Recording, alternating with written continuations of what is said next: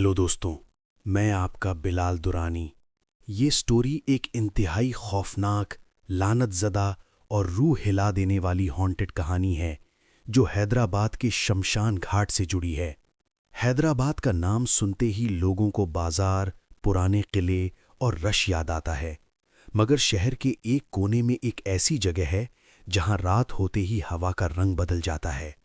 शमशान घाट। दिन में यहाँ लोग आते हैं, रोते हैं, अंतिम संस्कार करते हैं और चले जाते हैं, मगर रात रात को यहाँ कोई नहीं आता। कहते हैं कि जहाँ आग लाश को खा जाती है वहाँ कुछ न कुछ बाकी रह जाता है, और मैं उस बाकी रह जाने वाली चीज का गवाह हूं। ये सब शुरू हुआ एक चैलेंज से। मेरा दोस्त फरहान हमेशा कहता था कि मैं सिर्फ कहानियां बनाता हूं, तू हॉरर नरेटर है बिलाल, असली जगह पर जाकर रिकॉर्ड करने की हिम्मत है? मैंने हंसकर कहा, लोकेशन बता। उसने सीधा जवाब दिया, हैदराबाद शमशान घाट, रात 12 बजे। एक पल के लिए मेरी हंसी रुक गई। शमशान घाट का नाम सुनते ही अजीब सी ठंडक गर्दन से नीचे उतर गई, मगर मेरी ईगो, मेरी जिद मुझे हां कहने पर मजबूर कर गई। रात 11:47 PM। मैं और फरहान बाइक पर शमशान घाट के रास्ते पर थे। शहर का शोर पीछे रह गया था, सामने सिर्फ अंधेरा और पेड़ों की लंबी परछाइयां। गेट आधा खुला था, अंदर से हल्की सी जलने की बू आ रही थी। यहां तो आज कोई अंतिम संस्कार भी नहीं हुआ, फरहान ने धीरे से कहा, मगर स्मेल फ्रेश थी, जैसे कुछ अभी जलकर खत्म हुआ हो। हमने बाइक बाहर पार्क की और टॉर्च ऑन की। अंदर कदम रखते ही मुझे लगा हवा का प्रेशर बदल गया है, जैसे किसी ने अनदेखा दरवाजा बंद कर दिया हो। शमशान घाट अंधेरे में और ज्यादा खौफनाक लग रहा था। चारों तरफ जल चुकी लकड़ियों के धीरे धीरे बिखरते टुकड़े, राख के ढीले ढेर और कुछ पुराने लोहे के चबूतरे। एक कोने में एक अध जली हुई लकड़ी अभी भी हल्की सी लाल चमक रही थी। ये देख, फरहान ने टॉर्च फोकस की। लकड़ी के पास मिट्टी पर फ्रेश पांव के निशान थे, नंगे पांव, और वो निशान राख से शुरू होकर अंधेरे की तरफ जा रहे थे। यहां कोई और भी है, मैंने धीरे से कहा। फरहान ने हंसने की कोशिश की, शायद कोई फकीर या नशा करने वाला, मगर उसकी आवाज में कॉन्फिडेंस नहीं था। हम उन निशानों के पीछे चलने लगे। राख में चलने की आवाज अजीब होती है, जैसे किसी की फुसफुसाहट। हर कदम पर हल्की सी छ छ। एक जगह आकर निशान रुक गए। सामने एक पुराना चबूतरा था जहां लाश रखी जाती है, मगर वहां कोई नहीं था, सिर्फ राख का एक बड़ा ढेर, और उस राख के बीच में जैसे किसी ने उंगली से सर्कल बनाया हो, बिल्कुल परफेक्ट सर्कल। फरहान ने हाथ बढ़ाया और राख को थोड़ा सा हिलाया। अचानक हवा तेज चलने लगी, टॉर्च की रोशनी ब्लिंक हुई, और मुझे साफ महसूस हुआ कोई हम दोनों को देख रहा है, सीधा पीछे से। मैंने धीरे से मुड़कर देखा, कुछ नहीं, मगर पेड़ की शाख पर कुछ लटक रहा था, सफेद कपड़ा, हल्का सा हिल रहा था। फरहान ने कहा, चल वीडियो बनाते हैं, यहाँ कंटेंट मस्त मिलेगा। उसने कैमरा ऑन किया। जैसे ही उसने चबूतरे पर फोकस किया, कैमरा स्क्रीन पर कुछ और ही नजर आया। एक आदमी, बिल्कुल काला साया, चबूतरे पर बैठा हुआ, सिर झुका हुआ। मैंने फौरन सीधा चबूतरा देखा। वहां कोई नहीं था, मगर कैमरा स्क्रीन पर वो साया बैठा था। फरहान ने कैमरा मुझे दिया। मजाक मत कर, मैं मजाक नहीं कर रहा हूं, उसने धीरे से कहा। साया धीरे धीरे अपना सिर उठाने लगा। स्क्रीन पर उसका चेहरा सफेद था, मगर आंखें बिल्कुल राख जैसी सुनहरी और जलती हुईं। अचानक कैमरा बंद हो गया, कंप्लीट ब्लैक।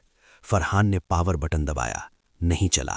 तभी हमारे बिल्कुल पास से किसी ने धीरे से कहा, अग्नि ने जिसे छोड़ा उसे कौन संभालेगा।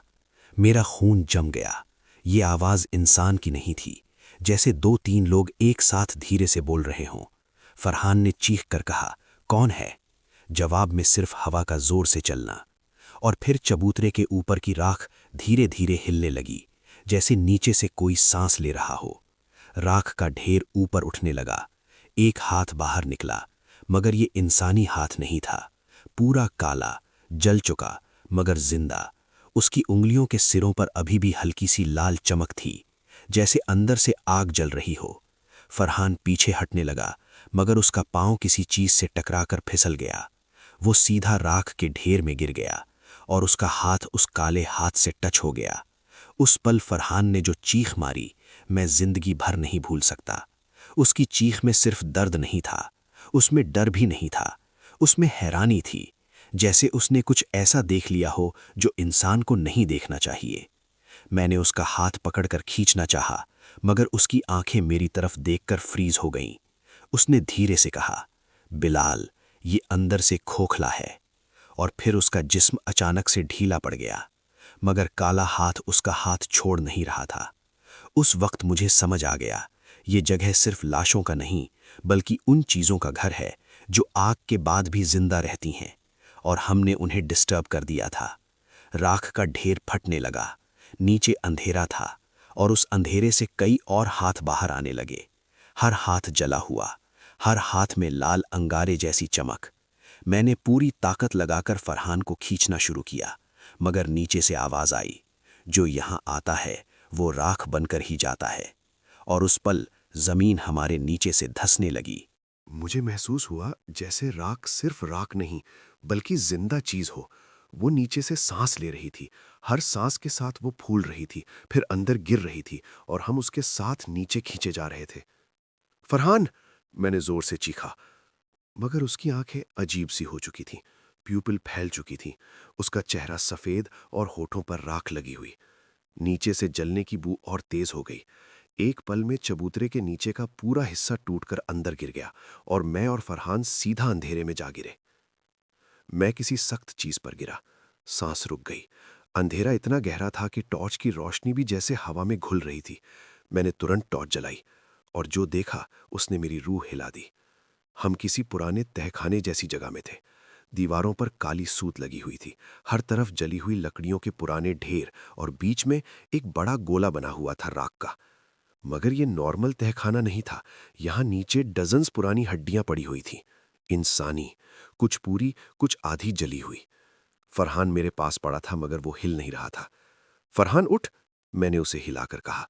उसने धीरे से आंखें खोली, मगर उसकी आंखें अब ब्राउन नहीं थी, उनमें हल्की सी लाल चमक थी। बिलाल! उसने फुसफुसाकर कहा, ये जगह उनका पेट है। पागल मत बन, चल निकलते हैं यहां से। मगर तभी हमें ऊपर से आवाज आई, जैसे कोई राख पर चल रहा हो, धीरे धीरे, छ छ छ छ। मैंने टॉर्च ऊपर की तरफ की। तहखाने की छत में छोटा सा सुराख था जहां से हम गिरे थे, और उस सुराख के बिल्कुल पास एक चेहरा झांक रहा था, काला, जला हुआ, मगर आंखें जल रही थीं। वो धीरे से मुस्कुरा रहा था। फिर एक और चेहरा उसके पास आ गया, फिर तीसरा, फिर चौथा, जैसे ऊपर पूरी भीड़ खड़ी हो और सब हमें देख रहे हों। मेरा गला सूख गया। फरहान ने धीरे से कहा, ये वो लोग हैं जो जलकर खत्म नहीं हुए। तभी तहखाने के एक कोने में राख का गोला हिलने लगा, जैसे कोई अंदर से निकल रहा हो। मैं और फरहान पीछे हटने लगे। राख फट गई, और उसमें से एक आदमी निकलकर खड़ा हो गया। मगर वो पूरा काला था, जली हुई लकड़ी की तरह, मगर चल रहा था। उसके सीने में छोटा सा लाल अंगारा जल रहा था। वो सीधा फरहान के सामने रुक गया। उसने अपना हाथ फरहान के सीने पर रखा। एक पल में फरहान का जिस्म झटका खाकर सीधा हो गया। उसकी गर्दन सीधी हो गई, और उसने धीरे से मेरी तरफ देखा। उसकी आंखों में अब लाल रोशनी पूरी तरह भर चुकी थी। बिलाल! उसने अजीब सी आवाज में कहा, ये भूखे हैं। कौन? मैंने चीख कर कहा। उस जले हुए आदमी ने अपना हाथ फरहान के सीने में घुसा दिया, मगर खून नहीं निकला। उसने कुछ खींचकर बाहर निकाला, लाल चमकता हुआ धुआं, जैसे रूह। फरहान का जिस्म तुरंत नीचे गिर गया, बेजान। मेरी सांसें रुक गईं। वो जला हुआ आदमी उस लाल धुएं को अपने सीने के अंगारे में समा गया। अंगारा और तेज जलने लगा, और फिर वो आदमी धीरे धीरे राख में बदलने लगा। मगर राख गिरने से पहले उसने मेरी तरफ देखा, और उसकी आवाज 3 लोगों की तरह एक साथ गूंजी, अग्नि ने इसे कबूल कर लिया, अब तुम्हारी बारी है। मैंने तुरंत भागना शुरू किया। तहखाने के दूसरे कोने में एक पतली सी सुरंग थी। मैं उसमें घुस गया। पीछे से राख हिलने की आवाज आ रही थी, जैसे कई लोग मेरे पीछे चल रहे हों। सुरंग तंग थी, सांस लेना मुश्किल, मगर मैं रुक नहीं सकता था। मुझे महसूस हो रहा था कोई मेरी गर्दन के बिल्कुल पीछे सांस ले रहा है, गरम, जलती हुई सांस। मैं सुरंग से निकलकर एक और कमरे में आया। ये कमरा अलग था। यहाँ बीच में एक बड़ा लोहे का चूल्हा था, मगर ये नॉर्मल चूल्हा नहीं। इसके अंदर कोई आग नहीं जल रही थी, सिर्फ अंधेरा। और चूल्हे के इर्द गिर्द पत्थर पर पुरानी भाषा में कुछ लिखा हुआ था। मैं पास गया। राख के नीचे से एक आधा जला हुआ कागज मिला। उस पर लिखा था, जो जलकर मुकम्मल ना हो वो यहाँ बांध कर दिया जाता है। मेरी धड़कन तेज हो गई। मतलब जो लोग जलते वक्त अधूरे रह जाते हैं, उनकी रूह यहाँ फंस जाती है। तभी मेरे पीछे से आवाज आई, बिलाल। मैंने धीरे से मुड़ा। फरहान खड़ा था, मगर वो फरहान नहीं था। उसका चेहरा आधा जला हुआ, सीने में लाल अंगारा जल रहा था। तू मुझे छोड़कर भाग गया, उसने कहा। मैंने सिर झटका। नहीं फरहान, मैं। वो एक पल में मेरे सामने आ गया, इतना करीब कि मुझे उसकी जलती हुई स्किन की बू महसूस हुई। यहां से कोई जिंदा नहीं जाता। उसने मेरा हाथ पकड़ा। उसका हाथ बिल्कुल गर्म था, जैसे जलती लकड़ी को छू लिया हो। मेरी स्किन से धुआं निकलने लगा। मैं चीखा, मगर आवाज कमरे में अब्जॉर्ब हो गई, जैसे दीवारें आवाज खा रही हों। फरहान ने मुझे चूल्हे की तरफ धकेलना शुरू किया। तू भी अधूरा है बिलाल, तुझे भी मुकम्मल करना होगा। चूल्हे के अंदर का अंधेरा हिलने लगा, जैसे उसके अंदर कोई बड़ा साया घूम रहा हो। मैंने पूरी ताकत से फरहान को धक्का दिया। वो पीछे गिरा, मगर तुरंत खड़ा हो गया। उसकी आंखें अब बिल्कुल आग बन चुकी थीं। अग्नि का पेट भूखा है। और उस पल चूल्हे के अंदर से एक लंबी काली बाजू बाहर निकली, बिल्कुल लंबी, इंसानी से ज्यादा लंबी। उसने फरहान को पकड़ लिया। फरहान ने एक अजीब सी चीख मारी, मगर इस बार उसकी चीख में डर नहीं था, खुशी थी, जैसे वो किसी चीज का इंतजार कर रहा हो। वो काली बाजू उसे चूल्हे के अंदर खींचने लगी। फरहान ने मुझे देखकर मुस्कुराया। बिलाल, तू भी आएगा। और वो अंधेरे में गायब हो गया। कमरा एक पल में बिल्कुल खामोश हो गया। मैं अकेला रह गया, मगर चूल्हे के अंदर से धीरे धीरे एक आवाज आ रही थी, सांस लेने की, गहरी, भारी, जलती हुई सांस। और मुझे महसूस हुआ वो सांस मेरी सांस के साथ सिंक्रोनाइज हो रही है, जैसे कोई मेरे अंदर घुस रहा हो। मेरी चेस्ट में जलन होने लगी। मैंने अपने सीने पर हाथ रखा। स्किन के नीचे हल्की सी लाल रोशनी चमक रही थी, जैसे अंगारा, जैसे मैं भी अधूरा जल चुका हूं। मेरी चेस्ट के अंदर वो लाल रोशनी धीरे धीरे तेज होने लगी, जैसे कोई छोटा सा अंगारा मेरे सीने के अंदर जल रहा हो और हर सांस के साथ हवा पकड़कर और भड़क रहा हो। मैं घुटनों के बल गिर गया। सांस लेना मुश्किल हो रहा था।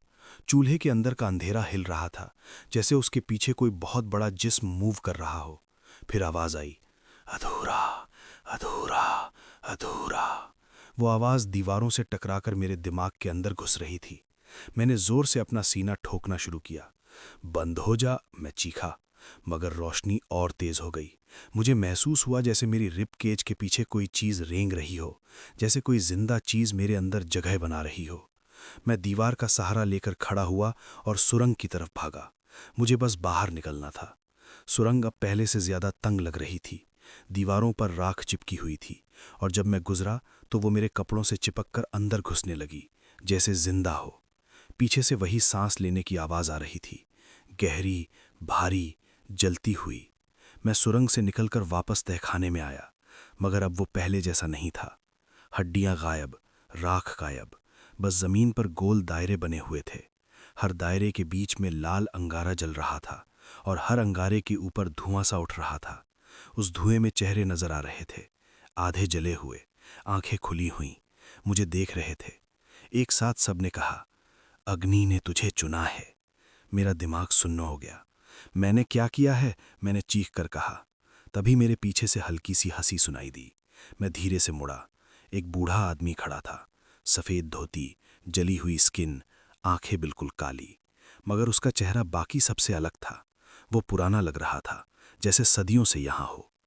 तुमने रिकॉर्ड करने की कोशिश की, उसने धीरे से कहा। उसकी आवाज नॉर्मल थी, इंसानी। हर चीज रिकॉर्ड नहीं की जाती बेटा। तुम कौन हो? मेरी आवाज कांप रही थी। मैं रक्षक हूं, और कैद भी। वो धीरे धीरे मेरे करीब आया। जो लाश जलकर मुकम्मल नहीं होती, जो रूह दुनिया छोड़कर भी दुनिया नहीं छोड़ पाती, वो यहां आती है। उसने जमीन के दायरों की तरफ इशारा किया। ये अग्नि का पेट है, और तुमने इसे भूखा जगाया। मैंने गुस्से में कहा, मैंने कुछ नहीं किया, बस आया था। बस आया था? वो हंस पड़ा। इंसान जब क्यूरियोसिटी में आता है, वो हमेशा कुछ लेकर जाता है या कुछ छोड़ कर जाता है। उसने मेरा सीना छुआ। उसका हाथ ठंडा था, मगर मेरी चेस्ट का अंगारा और तेज जलने लगा। ये निशान है, तुम अधूरे हो। कैसे अधूरे? मैंने जोर से कहा। वो मेरे बिल्कुल करीब आ गया। तुम कहानी सुनाते हो ना? मैंने सर हिलाया। तुम डर बेचते हो। मेरा गला सूख गया। हर बार जब तुम किसी जगह का डर दुनिया तक लेकर जाते हो, तुम वहां की रूहों को आवाज देते हो। मेरा दिमाग फ्लैशबैक में चला गया। गोरा कब्रिस्तान, चौखंडी, पुरानी इमारत, हर जगह के बाद अजीब ख्वाब, अजीब साए। क्या मैं उन्हें जगा रहा था? बूढ़ा आदमी धीरे से बोला, अग्नि ने तुम्हें चुना है क्योंकि तुम सुन सकते हो। उसने चूल्हे की तरफ इशारा किया, जो अब तहखाने के बीच में खुल चुका था। अंधेरा गोल घूम रहा था, जैसे वर्लपूल। या तो तुम यहां रक्षक बनकर रहो और इन अधूरी रूहों को अपने अंदर समा लो, या, मैंने पूछा, या तुम भी अंगारा बनकर हमेशा के लिए जलते रहो। मेरा दिमाग टूट रहा था। मैंने कहा, फरहान कहाँ है? बूढ़े ने मुस्कुराया। उसने खुशी से कबूल किया। जैसे ही उसने ये कहा, मेरे पीछे से आवाज आई, बिलाल। मैं मुड़ा। फरहान धुआं बनकर खड़ा था। उसके सीने में लाल अंगारा, मगर वो दुखी नहीं था, वो शांत था। यहां दर्द नहीं होता बिलाल, सिर्फ जलन, जो धीरे धीरे आदत बन जाती है। मेरी आंखों में आंसू आ गए। तू पागल हो गया है? वो हंस पड़ा। तू भी हो जाएगा। चूल्हे का अंधेरा तेज घूमने लगा। तहखाना हिलने लगा। बूढ़े ने कहा, फैसला करो। मेरी चेस्ट का अंगारा अब इतना तेज जल रहा था कि मुझे लगा मेरी स्किन फट जाएगी। मैंने चिल्लाकर कहा, मैं रक्षक बनूंगा। एक पल के लिए सब खामोश हो गया। फिर सब रूहों की आवाज एक साथ गूंजी, कबूल है। मेरा जिस्म हवा में उठ गया। मैंने महसूस किया कि हर दायरे का धुआं मेरे अंदर घुस रहा है। हर रूह, हर चीख, हर जलन, सब मेरे सीने के अंगारे में समा रहे थे। मेरा जिस्म जल नहीं रहा था, मगर अंदर से मैं टूट रहा था। बूढ़ा आदमी धीरे धीरे राख बनकर गिर गया। उसकी जगह मैं खड़ा था। चूल्हा बंद हो गया। तहखाना वापस अंधेरे में डूब गया। और मैं वहां अकेला खड़ा था। मगर अब मैं अकेला नहीं था। मेरे अंदर हजारों सांसें चल रही थीं, हजारों आंखें देख रही थीं, हजारों आवाजें फुसफुसा रही थीं। सुबह का वक्त हो चुका था। मैं शमशान घाट के बीच खड़ा था, जैसे कुछ हुआ ही ना हो। मगर जब मैंने अपने हाथ देखे, उन पर हल्की सी काली सूट चिपकी हुई थी और मेरी चेस्ट के बीच एक हल्का सा लाल दाग चमक रहा था। तब से हर रात जब कोई वहां आता है, मुझे पहले ही पता चल जाता है। मैं उन्हें देखता हूँ, उनके कदम राख पर महसूस करता हूँ, और जब वो क्यूरियोसिटी में ज्यादा आगे बढ़ते हैं, मैं धीरे से उनके कान के पास फुसफुसाता हूँ, हर चीज रिकॉर्ड नहीं की जाती। कभी कभी उनमें से कोई अधूरा होता है, और फिर अग्नि का पेट फिर से जल उठता है। अगर आप कभी शमशान घाट जाओ और बिना वजह आपकी चेस्ट में जलन महसूस हो, तो समझ लेना कोई अंगारा आपको देख रहा है, और शायद अग्नि ने आपको भी चुना हो। अगर स्टोरी पसंद आए तो चैनल को सब्सक्राइब करें, लाइक करें और शेयर करें। दी एंड।